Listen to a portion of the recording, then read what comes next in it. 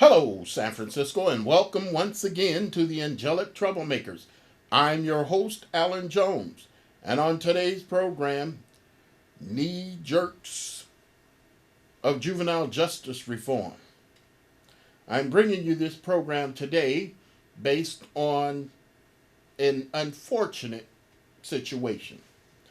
A few months ago, I was reading my newspaper, as I usually do, online, and I came across a series called Vanishing Violence. It was a series by the San Francisco Chronicle where they just talked about how juvenile halls across the state are more than half empty. And so when this report came out, it was a two-series report. Well, it looked really nice. It looked like people spent an awful lot of time and energy in putting it together. But I passed up on reading it. I saw the headline and I says, okay, I know that there's less people locked up at juvenile hall because I know what's going on up at the San Francisco Juvenile Hall. And I wasn't swayed by the fact that, they were basically telling this cute little old story of which I basically had an awful lot of information on. But then I read where members of the San Francisco Board of Supervisors read the Vanishing Violence series. And as I've been told, hours after reading the Chronicle's Vanishing Violence series, they decided we're going to close this facility down. Why? Supervisor Hillary Ronan, who was the lead sponsor of this, of which she had some co-sponsors, said that we're spending way too much money to keep this building open, basically. The report said $374,000 per youth per year was spent on keeping these young people locked up. Well, I knew it was a funny figure. But the fact of the matter is that was her justification for saying we're going to close this down. And then she came up with all some other silly little old things having to do with, what this juvenile hall is doing to these young people. Well, the series, which I highly recommend that you research, Google, Vanishing Violence, San Francisco Chronicle. I would have pulled it up, but I'm having technical difficulties here. I recommend you pull it up and read it. And the reason why I want you to pull it up and read it is it's a very great distortion of what's going on and how crime and amongst young people has dropped to where they claim we don't need juvenile halls. I am a big proponent, supporter of alternatives to incarceration. However, just think, you're reading an article, and instead of studying it further, you say, we're going to close it down. You're going to close it down, but what about the young people who can't help themselves? They need a secure facility for a longer period of time. Now, a lot of people, they don't see this broken down in the article, but I had to do my own research. And it started with the fact that I had a conversation with one of the authors of this Vanishing Violence series. And I tried to tell him the numbers are all wrong. And he assured me that the numbers were right, and he told me where I should contact the state office that helped them put the numbers together. Well, I called, and I got some information that was quite revealing. And yes, the numbers are true. It does take $374,000 a year to house one juvenile at the San Francisco Juvenile Hall. But that ain't the story. San Francisco budget, juvenile hall budget, is approximately $41 million. Well, what do we spend that $41 million on?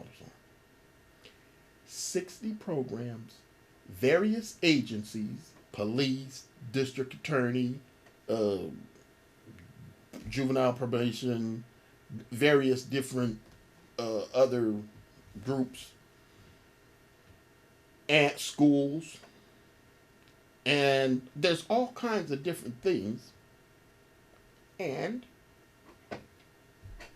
we reached out to 5,000 of San Francisco's kids between the ages of 10 and 17. Well, if you divide 41 million by the 5,000, or 5,000 into the 41 million,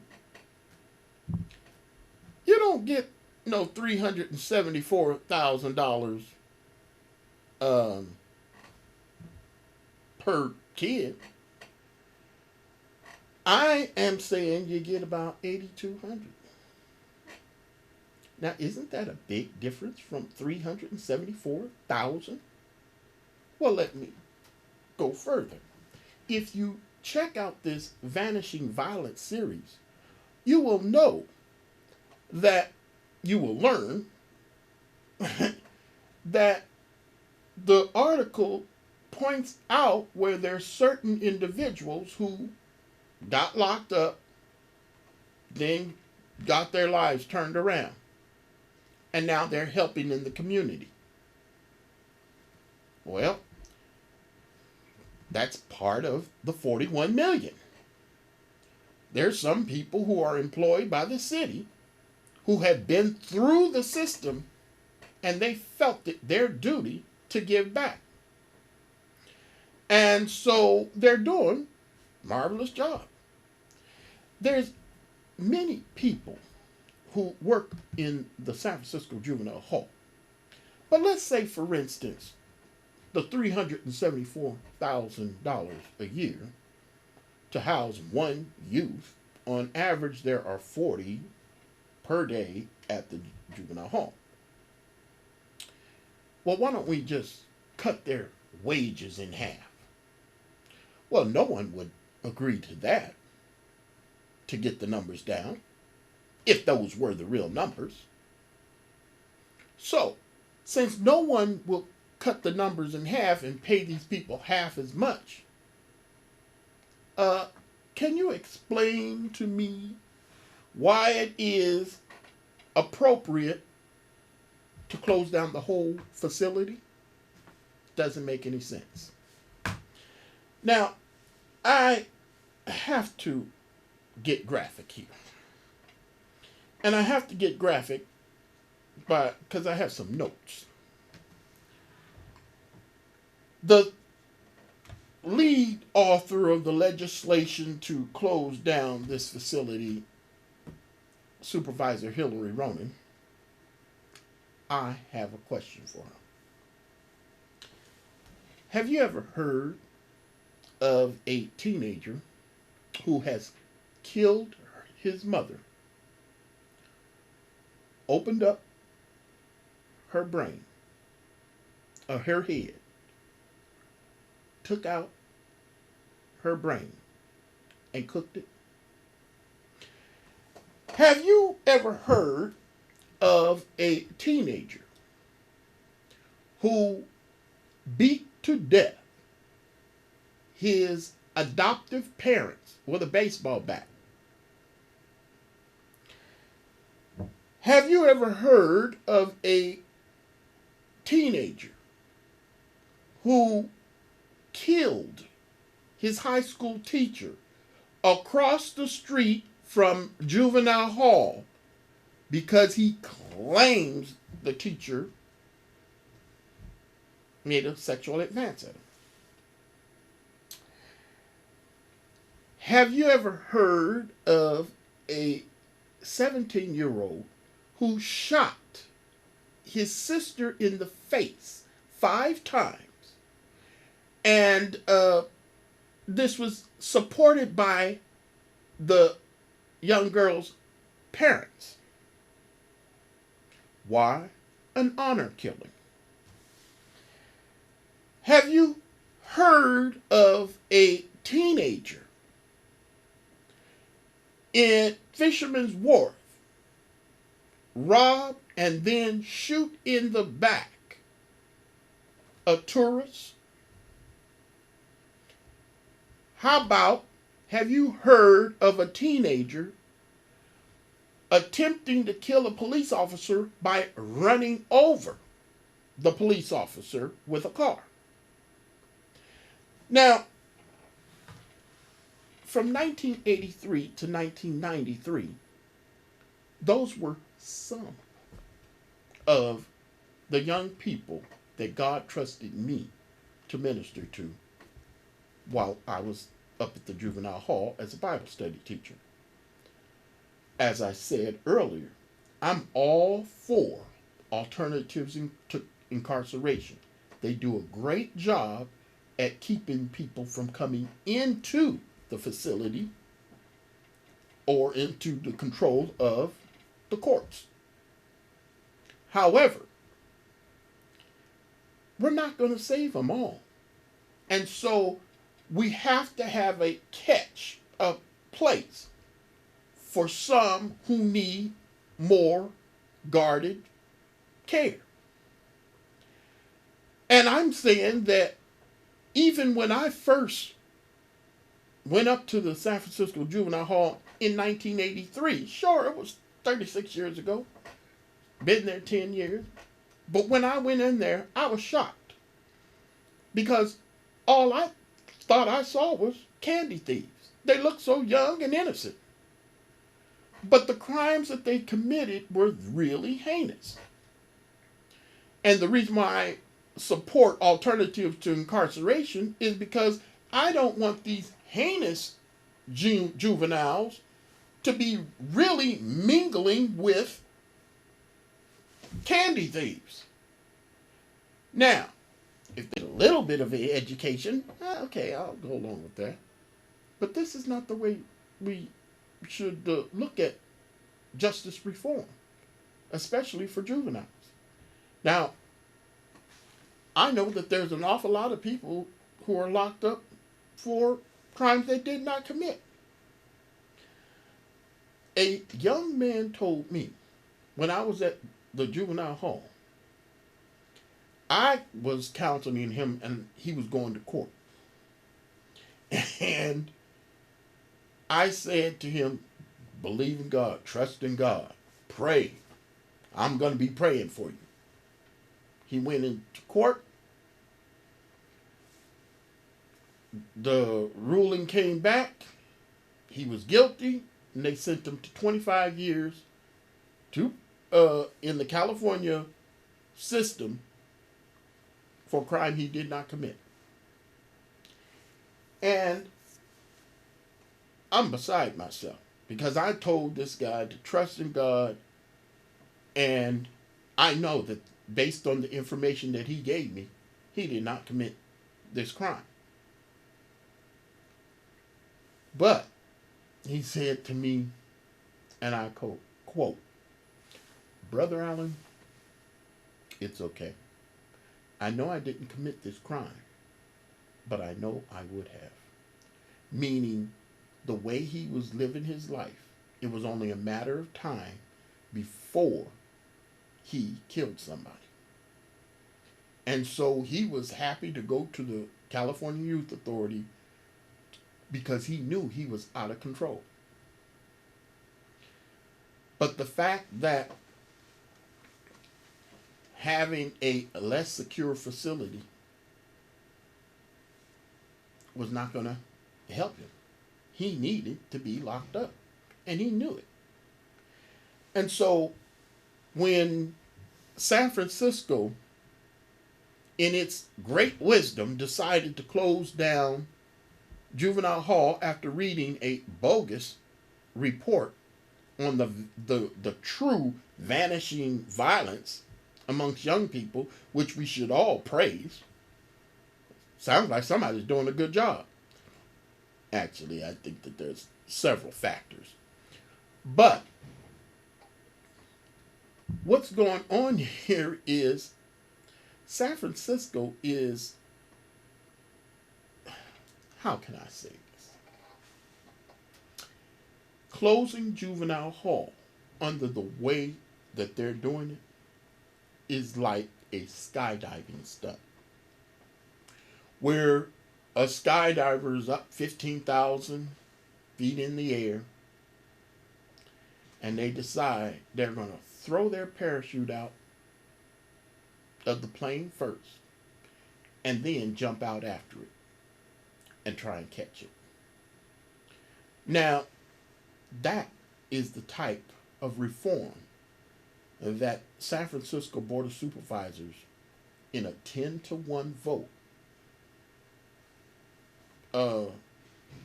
used in voting to close down the facility.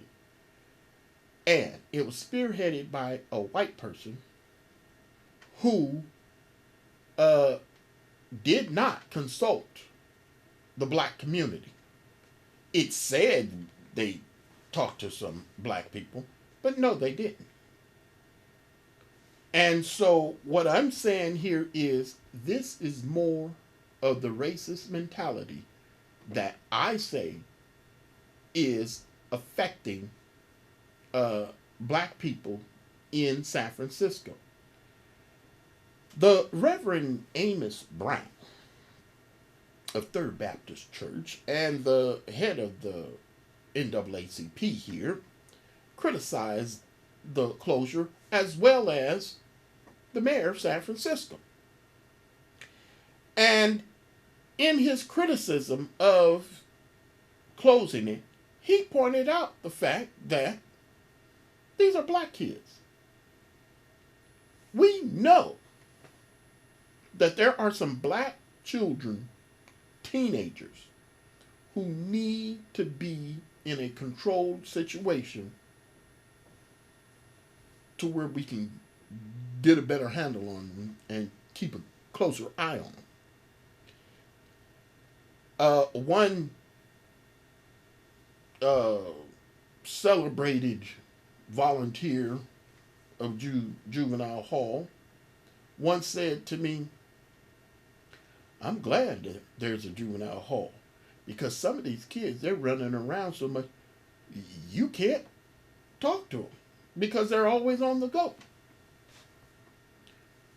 If there's a juvenile hall, at least I know where I can reach that person when I have something really important to say." Makes sense to me. And I agreed with him. I'll be honest. There were times where I came up to the facility and I saw somebody back in the system that was released. And I was happy to see them. Why? Because I knew that the way they were living their life, they were not ready to listen to anyone. And so by seeing them back in the system, I knew at least they're alive. And so for me to think, well, we're going to close down Juvenile Hall, first big city in America to do such, Everybody's celebrating it. And I'm saying there's nothing to celebrate here.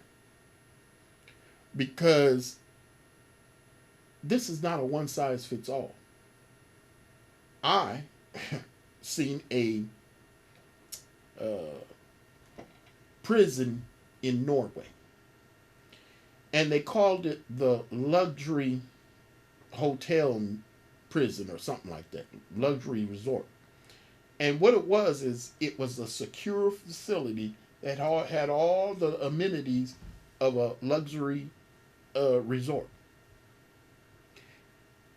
And I thought it was a perfect thing set. We're trying to get people to understand you are no different from us, and we are no different from you. And so I applaud it. But in America, look, if there's just a building with some concrete and some appropriate programs, I'll settle for that. And this came to me when, after 2 months of one of the kids was released from juvenile hall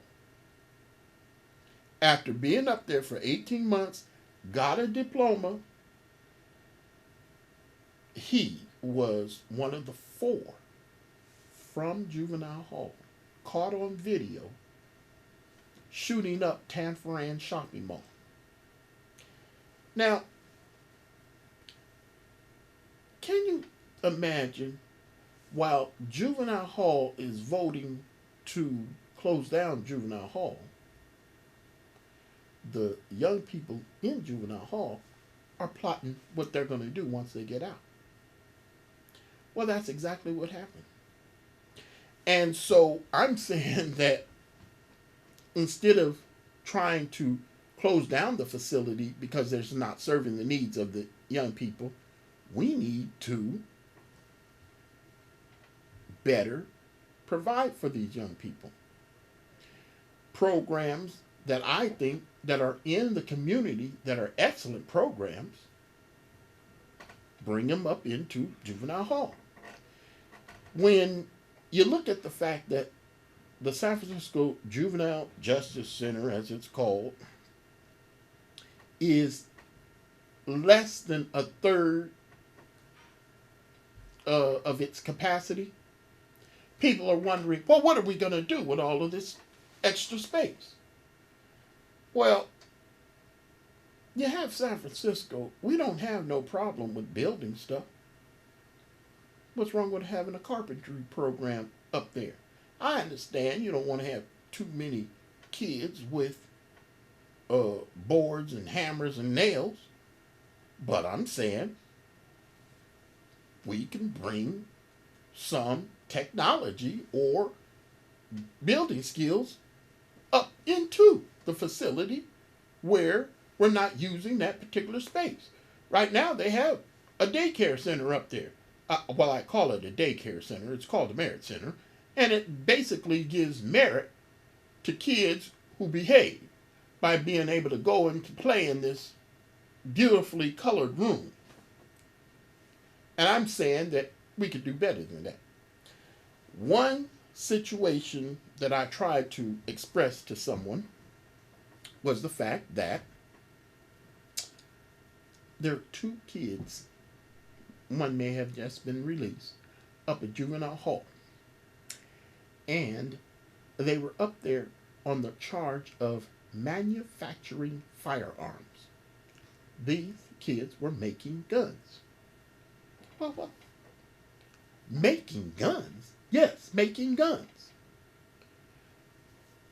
Well, the only challenge they can have up at the juvenile hall right now is making paper mache. So, what I'm saying here is how are you going to get young people who are sophisticated enough to make a firearm, to get them to turn their life around if you don't have something equally as challenging That's the problem. I had criticized the San Francisco Juvenile Hall more than a year ago for the fact that they had a Black History Month celebration in the girls' unit. There were 10 black girls. And for those 10 black girls, there was some outsiders coming up to help with this program. 18 of the 19 women from outside of the facility who came up to Juvenile Hall for a Black History Month program were white. 18 of the 19 people. And the 19th person, they couldn't tell whether the person was black or what. The fact of the matter is, you have young people who are locked up and they're not getting the appropriate direction that our most needy young people need to make the turn or leap out of the silliness of crime. There are many programs that come up to Juvenile Hall, and I've been told, don't quote me, search it out for yourself. If there are 20 programs that come into the facility, 19 of them are under the direction of white people. Well, now, wait a minute.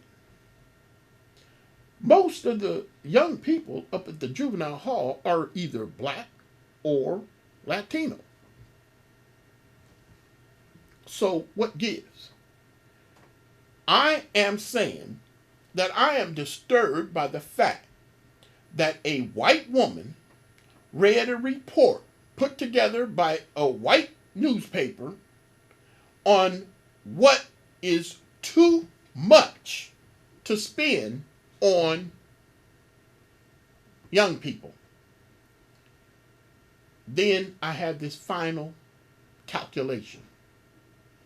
Supervisor Hillary Roman and the Board of Supervisors have, in a 10-to-1 vote, said $374,000 per youth up at Juvenile Hall is too much to spend. We're wasting money on turning these kids around. Well, add that or compare that to the fact that San Francisco Board of Supervisors, under the leadership on this one piece of legislation, Hillary Roman got the entire 11-member board to agree to spending $6 million to honor one white man on San Francisco International Airport signage. San Francisco International Airport is spending $6 million of San Francisco money to put the name of Harvey Milk on one of its terminals. And a shrine, if you will, for what he has done for the gay community of San Francisco. Well, if you're spending $6 million to put a man's name on a building, you don't see that as excessive? But you see clearly through spending $374,000 on one young person in a year, on average, is too much? No, this is not right. Black San Francisco, we need to fight this closure of Juvenile Hall against the knee-jerk reaction of juvenile justice reform.